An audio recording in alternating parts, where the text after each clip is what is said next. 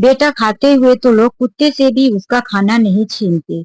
मैं तो तुम्हारा पिता हूँ। रमेश अपने पिता से थाली छीनकर ऊपर उठा लिया था। कैलाश नाथ जी बार बार गिड़गिड़ाते हुए रमेश से खाने की थाली मांग रहे थे। तभी सामने से देखा कि कैलाश नाथ जी के पड़ोस के एक दोस्त घर पर आ रहे थे। वह थाली को नीचे किया और उनके सामने झूठ बोलता हुआ कहता है, बाबूजी लो, तुमने सब्जी मंगवाया था ना, लो जल्दी से खा लो। कैलाश नाथ जी घर के बाहर ही खा रहे थे। बहू ने उन्हें आवाज देकर बुलाया था, बाबूजी किचन में बर्तन पड़े हुए हैं, धो देना। लेकिन कैलाश नाथ जी जब किचन में गए तो उन्हें भूख लगी थी। उन्होंने सोचा कि पहले 2 रोटी खा लेता हूँ, उसके बाद आकर बर्तन धो दूंगा। इसीलिए वह 2 रोटी और थोड़ी सी सब्जी निकाल कर घर के बाहर आंगन में बैठकर खाने लगे थे। तभी उनकी बहू सुषमा ने रमेश का कान भर दिया, जाओ देखो, तुम्हारा यह बूढ़ा पिता एक थाली निकाल कर खाने बैठा होगा। मैंने थोड़ा सा काम क्या बोला कि वह जरा सा भी मेरी नहीं सुनता। पत्नी के बार बार कहने पर अब रमेश के दिल में भी पिता के प्रति नफरत होने लगी थी। वह जब देखो तब पिता और बेटे के बीच दरार पैदा करती रहती थी। इसीलिए वह अपने पिता को भी इसी नजर से देखने लगा था। वैसे तो कैलाश नाथ जी अपने गांव में रहा करते थे। कैलाश नाथ जी को कोई कमी नहीं थी। उनका अपना पुश्तैनी मकान, जमीन, बहुत कुछ था गांव में। लेकिन कुछ समय पहले बहू ने एक नन्हे से बेटे को जन्म दिया था। 24 घंटे की नौकरानी रखना उसे महंगा पड़ रहा था। इसीलिए उसने रमेश से कहा कि कुछ दिनों के लिए अपने पिताजी को यहाँ बुला दो। जब तुम ऑफिस चले जाओगे तो मुझे कुछ भी जरूरत पड़ेगी, बाहर का सामान लेने या और भी कोई काम, देख रेख करना, थोड़े मोड़े घर के काम करना, तो तुम्हारे पिताजी मेरी हेल्प कर दिया करेंगे। मैं छोटे से बच्चे को लेकर बार बार बाहर जाना, यह सब कैसे कर पाऊंगी। रमेश को भी यह बात ठीक लगी। इसीलिए वह अपने पिताजी को बुलाने गांव पहुंच गया और कहने लगा, पिताजी आप वो हमारे साथ ही रहिए, अपने पोते का ध्यान रखना और घर की। मैं तो ऑफिस चला जाता हूँ, घर में सुमन अकेली रह जाती है। इसीलिए आप वहां रहेंगे तो घर में मुझे, सुमन और बच्चे की कोई चिंता नहीं रहेगी।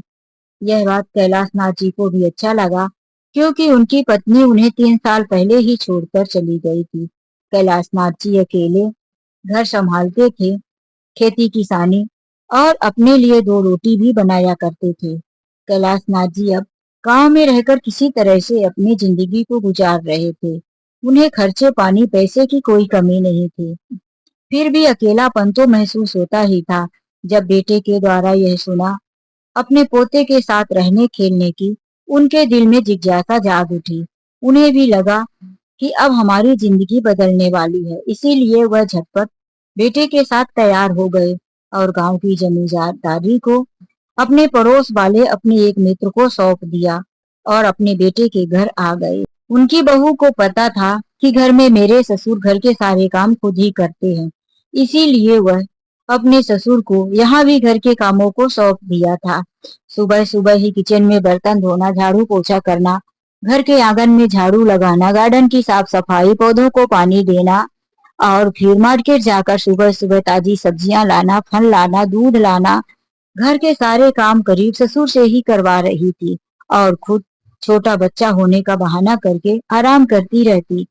अपने पति से यही कहती कि देखो ना रमेश, मैं रात भर बच्चे को संभालती हूँ, उसे गोद में लेकर बैठती हूँ, मेरी नींद पूरी नहीं होती, इसीलिए मैं दिन में सो लेती हूँ। जब ही मेरा बच्चा सोता है उसी टाइम पर मैं भी थोड़ा सोती हूँ, वरना मेरा सिर भारी रहता है। बच्चे को संभाल संभाल कर तो मेरी हालत खराब हो गई है। इसीलिए उसका पति भी अपनी पत्नी की हमदर्दी और उसी का साथ देता। एक दिन बहू ने कहा, बाबूजी सुना है कि आप खाना चटपटा भी बहुत अच्छा बना लेते हो। फीका खाना खा खाकर जीभ का स्वाद खराब हो गया है। आज मेरे लिए मसाले वाली सब्जी और मस्त चटपटा खाना खिलाओ बाबूजी। यह सुनकर तो कैलाश नाथ जी ने कहा, बहू मैंने सुना है जब बच्चा छोटा रहता है तो माँ को ज्यादा चटपटा और मसाले वाला खाना नहीं खाना चाहिए। इससे बच्चे की भी तबीयत बिगड़ सकती है और माँ का भी पाचन शक्ति कमजोर होता है। इसीलिए बहू तुम ऐसा खाना खाओ ताकि बच्चे को भी तकलीफ ना हो और तुम्हें भी कोई तकलीफ ना पहुंचे। यह सुनकर तो बहू गुस्से से कह पड़ी, बाबूजी मेरे ही घर पर आकर मुझे शिक्षा दोगे? आप मेरे कहने पर मेरे लिए स्वादिष्ट भोजन बना दो, वरना मैं आपके बेटे से ऐसा भिड़ाऊंगी, ऐसे कान भरूंगी कि वह धक्के मारकर आपको घर से बाहर निकाल देगा। कैलाशनाथ जी को आज बहू की यह बात बहुत बुरी लगी। वह कौन सा चाहते थे कि बेटे बहू के घर आए, क्या अरमान लेकर आए थे कि बहू उन्हें अपना पोता सौंप देगी और वह अपने पोते के साथ आराम से दिन गुजारेंगे, पोते को संभालेंगे। लेकिन उन्हें तो आते ही बहू ने घर के सारे काम सौंप दिया। अच्छा भला था गांव में जो एक टाइम बना लिया करते थे और दोनों टाइम खाते थे, कोई चिंता नहीं थी। यहाँ तो उन्हें गृहस्थी का पूरा भार दे दिया गया था, सुबह का खाना शाम का। इसलिए वह काफी दुखी से रहने लगे थे। उन्होंने सोचा आज शाम को रमेश आएगा तो मैं उससे बात करता हूँ।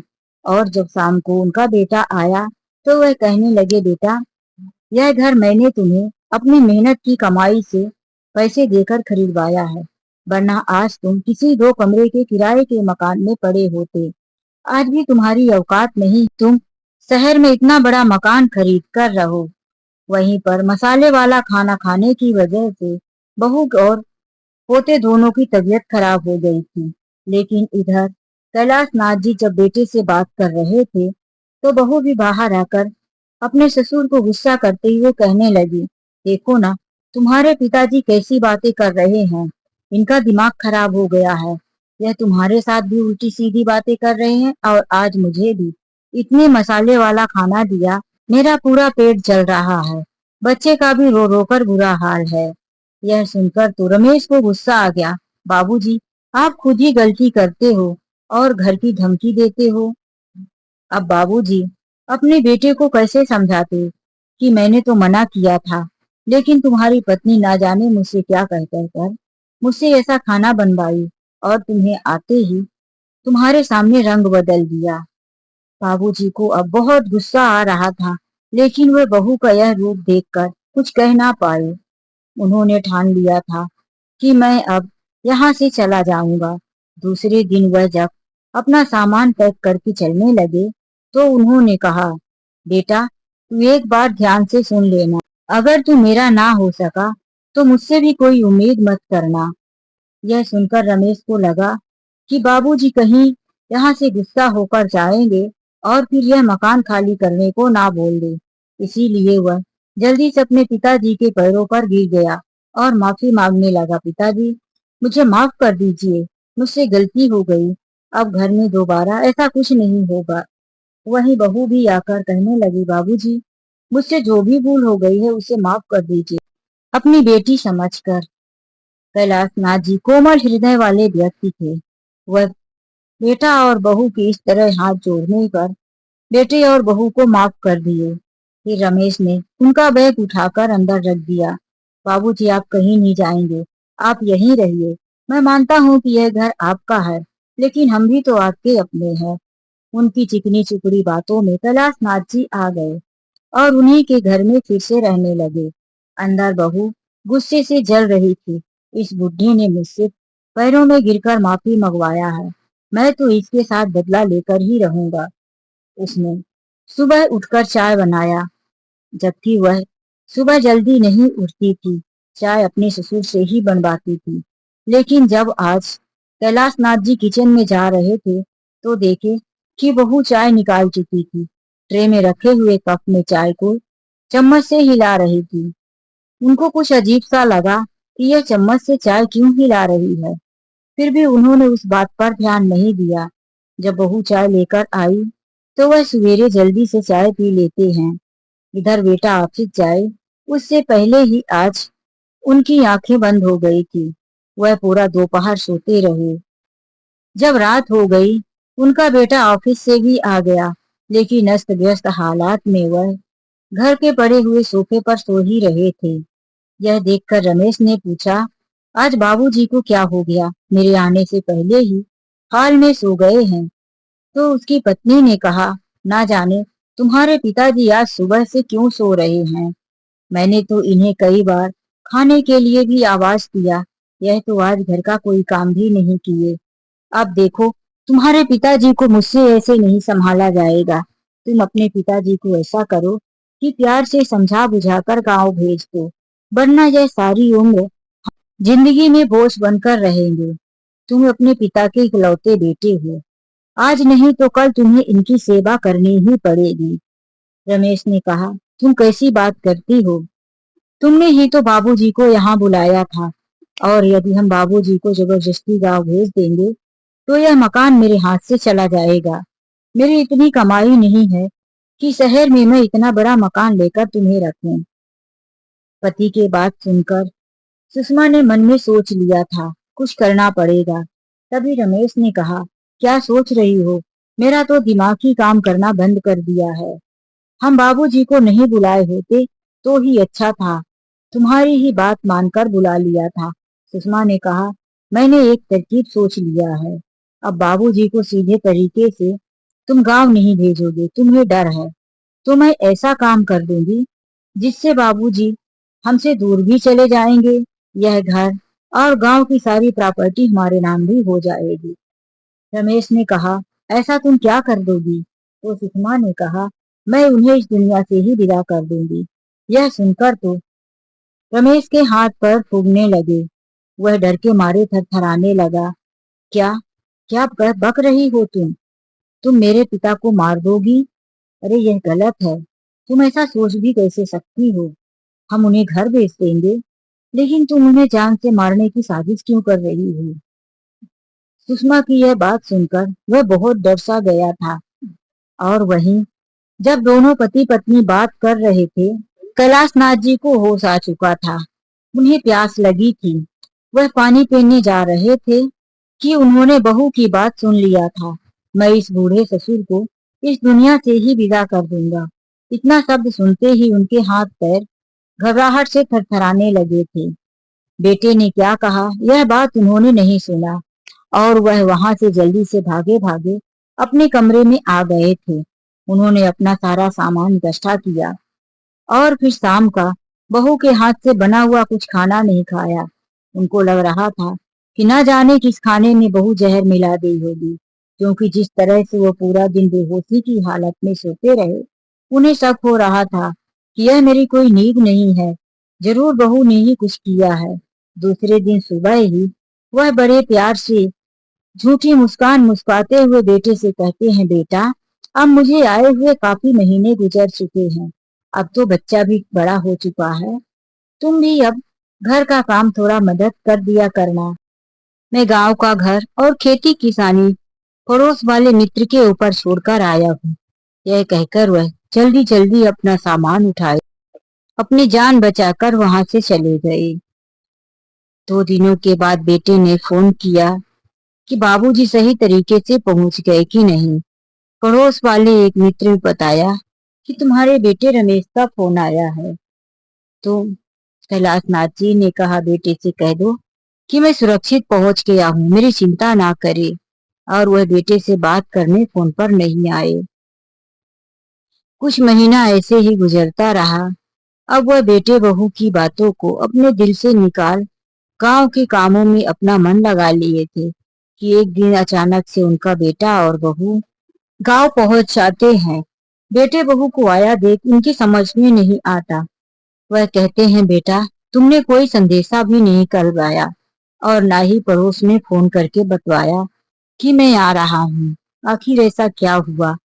बहू आगे बढ़कर हाथ जोड़कर कहती है, बाबूजी हमसे बहुत बड़ी गलती हो गई। जब आप थे घर पर तो हमने आपका ध्यान नहीं दिया। आपके आने के बाद आपकी अहमियत पता चली। बाबूजी हमें माफ कर दीजिए, आखिर हम आपके बच्चे हैं। अब रमेश भी आगे आकर कहता है, बाबूजी आपने क्या कहा, क्या सुना, क्या देखा, वह सब भूल जाइए और चलिए हमारे साथ। बहू भी हाथ जोड़कर कहने लगी, बाबूजी आपके आने के बाद से पता चला कि हम कितने अकेले हो गए हैं। आपके पोता को ध्यान रखने के लिए कोई अपना नहीं है। मैं उसे छोड़कर ना तो बाजार जा सकती और ना ही घर के काम कर सकती। बड़ी मुसीबत हो जाती है। बाबूजी आप हमारे साथ चलिए। कैलाश नाथ जी का मन नहीं था लेकिन बेटा और बहू बार बार माफी मांगे जा रहे थे। इसीलिए कैलाश नाथ जी उनके साथ चल दिए।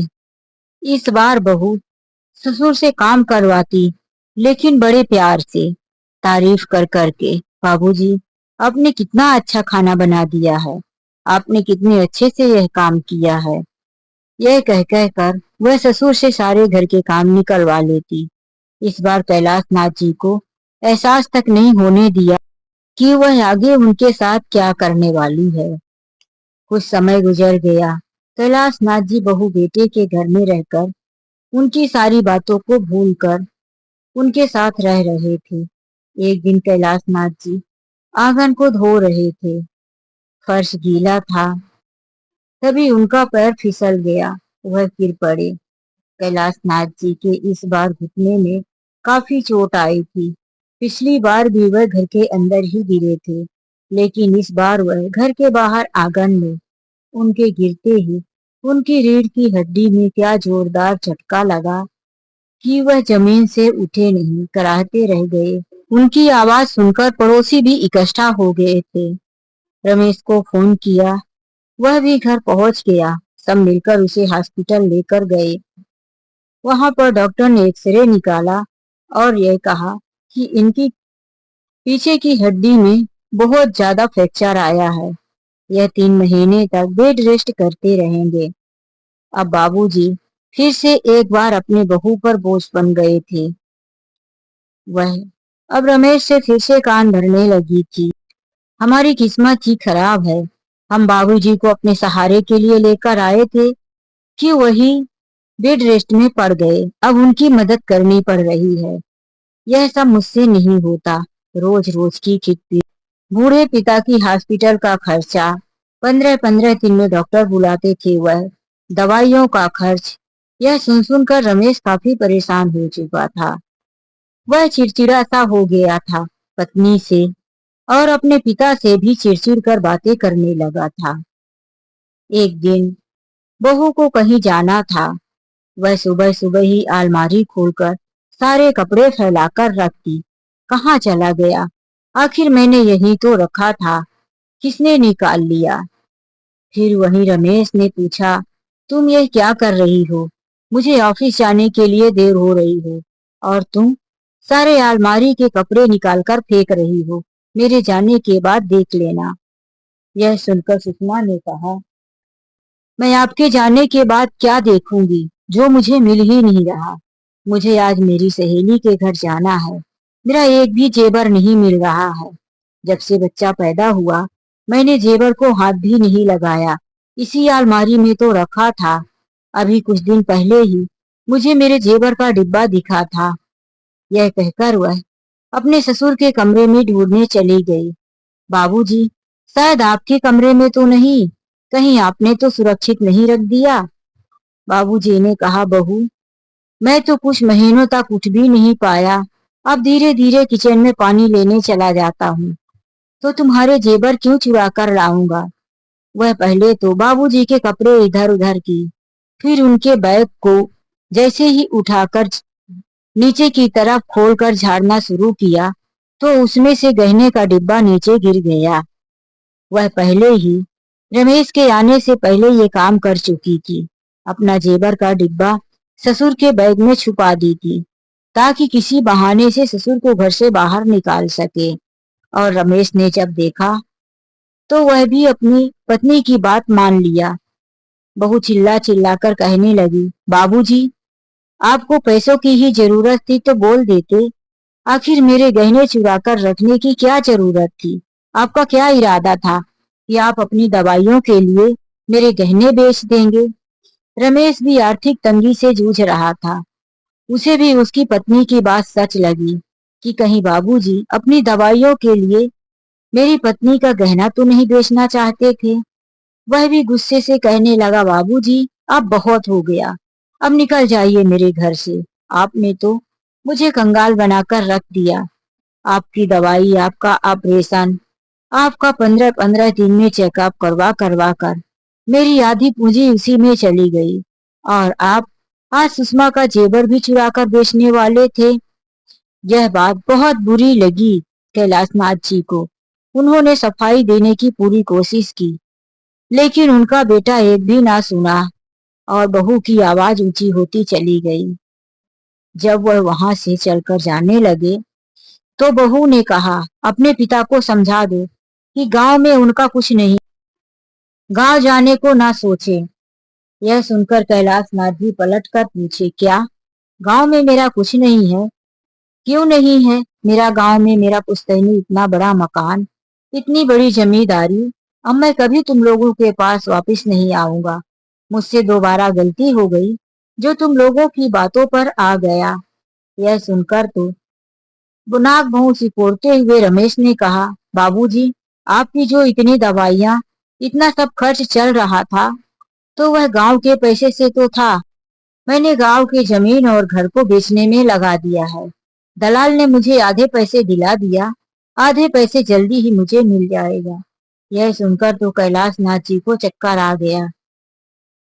यह तुमने कब किया बेटा? तुमने मुझसे बताया क्यों नहीं? तो बहू ने कहा, दवाइयों की पर्ची में साइन करवाते वक्त आपसे प्रॉपर्टी के पेपर में भी साइन करवा लिया था कि आप अपने गांव के जमीन और प्रॉपर्टी को बेच रहे हैं। क्या हम अपना यह घर बेचकर आपकी दवा करवाते? अब कुछ नहीं रहा है आपके नाम, यहाँ तक कि यह घर भी आपने हमारे नाम कर दिया है। कैलाशनाथ जी को याद आया कि एक दिन बहू और बेटा दोनों बड़े प्यार से आए और कई पेपर में मुझसे साइन करवाए थे। उन्होंने यह कहा कि यह दवाइयों की पर्ची है, यदि आप इसमें साइन कर देते हैं, आपका आधार कार्ड लगा दूंगा, तो आपकी 60 वर्ष की उम्र होने की वजह से हमें दवाइयों में डिस्काउंट मिल जाएगा। यह बात कैलाशनाथ जी के समझ में उस समय पर नहीं आई थी। वह बेटे की बात सच मान लिए थे कि ऐसी भी कोई डिस्काउंट मिलती है। अब जाकर समझ में आया कि वह हमारे प्रॉपर्टी का पेपर था। कैलाशनाथ जी अब क्या करते? बेटे ने उन्हें धक्के मारकर घर से बाहर निकाल दिया। जाइए जहां जाना हो, अब हमें आपकी जरूरत नहीं है। बहुत परेशान कर चुके आप। कैलाशनाथ जी घर छोड़कर रोड पर चलते जा रहे थे। शहर के अंतिम किनारे पर पहुंचकर उन्हें एक होटल नजर आया। उन्होंने सोचा, आज रात इसी होटल में गुजार कर फिर कहीं दूसरे दिन काम ढूंढ लूंगा। रात को वह होटल वाला बड़बड़ा रहा था कि नौकरों को अभी छुट्टी लेनी थी। आए, मैं उसे इस बार काम पर रखूंगा ही नहीं। कोई ऐसा नौकर रखूंगा जो हमेशा काम करे। कैलाशनाथ जी के मन में एक ख्याल आया कि क्यों न मैं इस होटल के मालिक से बात करूं कि वह मुझे काम पर रख ले। जब होटल खाली हो गया, सारे कस्टमर चले गए, तो वह रात को होटल के मालिक से बात करने लगे। होटल के मालिक पहले उनकी हालात देखकर मना कर दिया, तो वह कहने लगे, मुझे कुछ दिनों के लिए काम पर रख लो भैया, जब तक तुम्हारा पुराना नौकर नहीं आ जाता। उसके आने के बाद मुझे यहाँ से निकाल देना। यह बात उस होटल के मालिक को भी ठीक लगी। चलो, मुझे भी अभी जरूरत है, इसीलिए उसने रख लिया। कैलाशनाथ जी को वह अपनी मनसी तनख्वाह देने लगा। कैलाशनाथ जी मन लगाकर काम करने लगे। वह एक व्यापारी थे। उनकी खेती किसानी में जो कुछ होता था वह शहर में ले जाकर बेचते, इसीलिए उन्हें सब कुछ आइडिया था। कैलाशनाथ जी को उसने काउंटर पर बैठा दिया। कैलाशनाथ जी होटल के कस्टमर से बिल लेने का काम करने लगे। ईमानदारी के साथ जो भी पैसा आता, वह शाम को सारा हिसाब वह होटल के मालिक को दे दिया करते थे। जो पुराना उनका मैनेजर था, जो काउंटर पर बैठता था, उससे कहीं ज्यादा हिसाब मिल रहा था। जबकि कैलाशनाथ जी के आने पर कुछ होटल ठंडा चल रहा था। लेकिन सही हिसाब होने की वजह से उसे समझ में आ गया कि मेरा जो पुराना मैनेजर था वह पैसे खाता था, क्योंकि पहले ग्राहक ज्यादा थे तो भी पैसे की आमदनी कम होती थी। अब उस होटल वाले उन पर भरोसा करके उन्हें हमेशा के लिए अपने पास रख दिया। धीरे धीरे होटल और भी चलने लगा और कैलाशनाथ जी पर उस होटल वाले का भरोसा बढ़ता गया। एक दिन कैलाशनाथ जी ने उस होटल वाले से कहा, भैया, आपका होटल इतने अच्छे से चल रहा है, आपके जैसा खाना इस शहर में कहीं नहीं मिलता। यदि आप चाहे तो शहर के और एक किनारे पर इसी तरह से एक होटल बैठाकर कुछ लड़के रखकर काम चलवा सकते हैं। यह सुनकर उस होटल के मालिक को बहुत अच्छा लगा। उसने कहा, आपने इतना पैसा कमा लिया है, उसके बाद भी आप मुझे ही होटल चलाने को कह रहे हैं। आपकी जगह कोई दूसरा मैनेजर होता तो वह भी दूसरी जगह जाकर खुद अपना होटल चालू कर लेता, लेकिन आप मुझे कह रहे हैं। कैलाश नाथ जी ने कहा, भले ही मैंने आपके यहाँ रहकर काफी पैसे कमा लिए हैं, लेकिन जो भी हूँ आज मैं आपकी वजह से हूँ। मैं आपको धोखा नहीं दे सकता। उस होटल के मालिक ने कैलाश नाथ जी का ध्यान रखते हुए शहर के दूसरे किनारे पर भी एक बहुत बड़ा रेस्टोरेंट बनवाया और वह कैलाश नाथ जी के नाम पर कर दिया। आज उस रेस्टोरेंट का उद्घाटन होना था। कैलाश नाथ जी को ही फीता काटना था। बड़े बड़े व्यापारी उस उद्घाटन में आए हुए थे। वहीं पर उनका बेटा रमेश भी अपनी कंपनी की तरफ से गया था। उसकी कंपनी ने उस होटल का मुआयना करने और कुछ काम के लिए भेजा था। जब कैलाश नाथ जी का नाम पुकारा गया तो यह बात सुनकर रमेश को बिल्कुल भरोसा नहीं हुआ। वह नाम सुना तो एक पल के लिए चौंक गया। फिर सोचा, मेरे पिता के नाम से दुनिया में कितने लोग हैं, और वह अपने काम में ध्यान देने लगा। लेकिन जैसे ही उसने देखा कि कैलाश नाथ जी के साथ चार लोग, दो आगे पीछे थे, और Kailash Nath ji coat pant tie और बड़े ही ठाट बाट से फीता काटने आ गए, उसकी आंखें फटी की फटी रह गई। यह क्या? यह तो मेरे पिता ही हैं, लेकिन यह इतने बड़े आदमी कैसे हो गए? इतने बड़े रेस्टोरेंट के मालिक, उसके कुछ समझ में नहीं आ रहा था। वह भीड़ भाड़ से काफी आगे जाने की कोशिश करता रहा, लेकिन कैलाश नाथ जी के साथ चार बॉडीगार्ड थे। उनके पास पहुंच पाना बड़ा मुश्किल था। कैलाश नाथ जी ने उद्घाटन के लिए फीता काटा और तालियां बजाई, फूलों की बरसात हुई। उसके बाद वह सबकी तरफ हाथ उठा उठाकर आशीर्वाद देते हुए सबको नमस्कार किए, और वह अपने जीवन की एक छोटी सी कहानी उन्हें बताने लगे कि कैसे वह इस ऊंचाई तक पहुंचे हैं। कभी उनके अपनों ने उन्हें घर में चोरी लगाकर उन्हें घर से निकाल दिया था, लेकिन उन्होंने कभी किसी की चोरी नहीं की। वह एक होटल में काम करके अपनी ईमानदारी को साबित किए और अपनी ईमानदारी की वजह से यहाँ तक पहुंच पाए हैं। यह सुनकर तो रमेश को बड़ा शर्मिंदगी हुआ, क्योंकि वही था जिसने अपने पिता को चोरी लगाकर वहां से निकाला था। कैलाश नाथ जी 2 मिनट का भाषण देने के बाद अपने केबिन में जाकर बैठ गए थे। रमेश उनसे मिलने की कोशिश करता रहा। जब नहीं मिल पाया तो वह केबिन की तरफ बढ़ चला। गार्ड ने उसे देखा तो रोक दिया। वह गार्ड से कहने लगा, अरे तुमको पता नहीं मैं कौन हूँ? जाकर एक बार अपने साहब से पूछो। मैं उनका इकलौता बेटा हूँ। यह सुनकर गार्ड अंदर जाकर पूछने लगा, साहब आपका कोई इकलौता बेटा मिलने आया है, अपना नाम रमेश बता रहा है। कैलाश नाथ जी ने कहा, उसे बाहर रोक कर रखो, अभी मेरे पास मत भेजना। यह गार्ड सुनकर गया और कहने लगा, साहब ने अभी किसी को नहीं बुलाया है, उनकी बड़े बड़े व्यापारियों के साथ जरूरी मीटिंग चल रही है। बाहर इंतजार करता रहा रमेश। 2 घंटे बीत गए तो फिर से उसने पूछने भेजा, तो फिर से कैलाश नाथ जी ने कह दिया कि उसे बाहर ही रहने दो। यही करते करते पूरा दिन गुजर गया, लेकिन रमेश से वह मिलने को नहीं बुलाए। इधर बॉस का उसके ऑफिस से बार बार फोन आ रहा था, जिस काम के लिए, जिस इंटरव्यू के लिए तुम्हें भेजा था, वह इंटरव्यू तुम्हारा हुआ कि नहीं? लेकिन रमेश यही कहता कि अभी मैं कैलाश नाथ जी से मिल नहीं पाया, इस होटल के मालिक से मिल नहीं पाया। यह इंटरव्यू कंपनी के लिए बहुत जरूरी था। बॉस को गुस्सा आया और वह दूसरे दिन रमेश को नौकरी से निकाल दिया। तुमसे एक छोटा सा काम नहीं हो पाया, जाओ अब तुम अपने घर पे बैठकर आराम करो। रमेश काफी परेशान था, उसकी नौकरी छूट गई। घर आकर उसने पत्नी से सब कुछ बताया। पत्नी ने कहा, जाओ अपने पिता से माफी मांगो। लेकिन रमेश ने कहा कि मैं तो पिता से मिल भी नहीं पाता, उनके आसपास कई बॉडीगार्ड लगे हैं, कंपनी के काम से भी उनसे मिल नहीं पाया। अब दोनों पति पत्नी काफी परेशान से रहने लगे। थोड़ी बहुत जो जमा पूंजी थी वह कब का खत्म हो चुकी थी। रमेश नौकरी ढूंढने की तलाश में भटकता रहा, लेकिन उसे कोई नौकरी नहीं मिली। वह गांव के दलाल को फोन किया कि आधे पैसे जो तुमने मुझे दिए थे, तो आधे पैसे गांव के प्रॉपर्टी के बाकी थे, वह भी मुझे भेज दो। तो दलाल ने कहा, मिस्टर, वह आधे पैसे नहीं, मैंने पूरे पैसे तुम्हें दे दिए थे। अब यहाँ तुम्हारा कुछ भी नहीं है, और यह घर मकान तो कब का पार्टी को मैंने भिजवा दिया है। यह सुनकर दोनों पति पत्नी ठग से रह गए, क्योंकि उस समय पर दलाल ने यही कहा था कि यह तो आधे पैसे हैं, आधे पैसे बाद में आपको मिल जाए, और वह साइन किया हुआ पेपर अपने पास रख लिया था। रमेश और उसकी पत्नी वहां से भी हाथ धो बैठे। अब उन्हें पैसों की काफी जरूरत थी।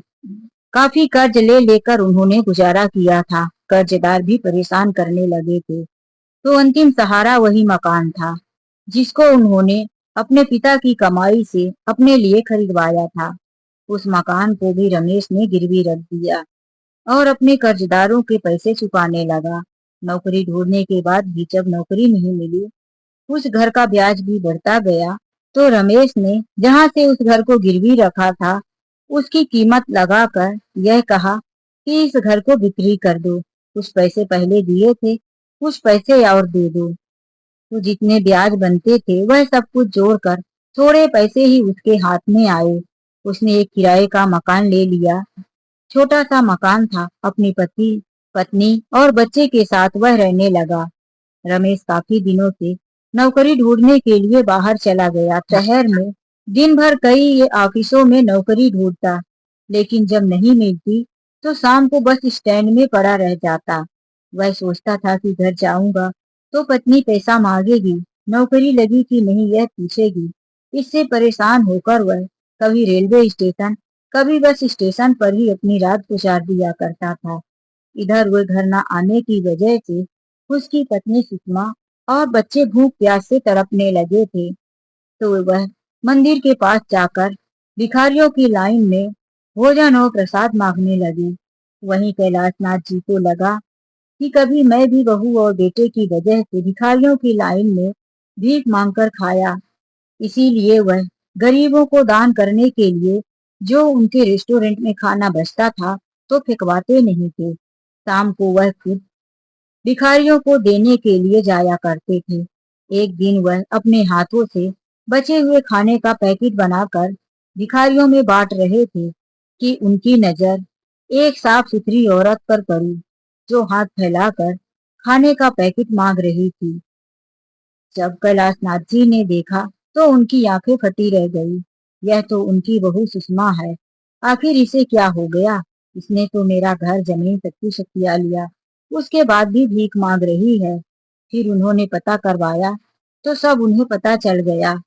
उनके दिल ने कहा कि इसे एक बार माफ कर दे, लेकिन बहू की करतूतें जब याद आई कि किस तरह से उसने चोरी कर इल्जाम लगाकर घर से निकलवाया था, तो उनकी आत्मा ने कहा, नहीं, मैं ऐसे इंसान को कभी माफ नहीं करूंगी। भगवान इसे इसकी करनी की सजा दे रहा है, तो मैं कौन होता हूँ माफ करने वाला। और कैलाशनाथ जी चुपचाप अपने होटल में चले गए, और वहीं पर सुषमा अपने बेटे को लेकर रोज शाम को भोजन लेने आया करती थी। होटल का बचा हुआ खाना कैलाशनाथ जी गरीबों में बंटवाया करते थे, और उनका बेटा नौकरी की तलाश में भटकता रहा। तो दोस्तों, इस कहानी को अंत तक सुनने के लिए आप लोगों का दिल से धन्यवाद। कहानी कैसी लगी? कैलाशनाथ जी को अपने बेटे या बहू को माफ कर देना चाहिए, या उन्होंने जो किया सही किया? अपने अनमोल विचार मुझे कमेंट करके जरूर बताइएगा। जिंदगी के सफर चैनल में यदि आप पहली बार आए हैं तो सब्सक्राइब और लाइक करना मत भूलिए। राधे राधे।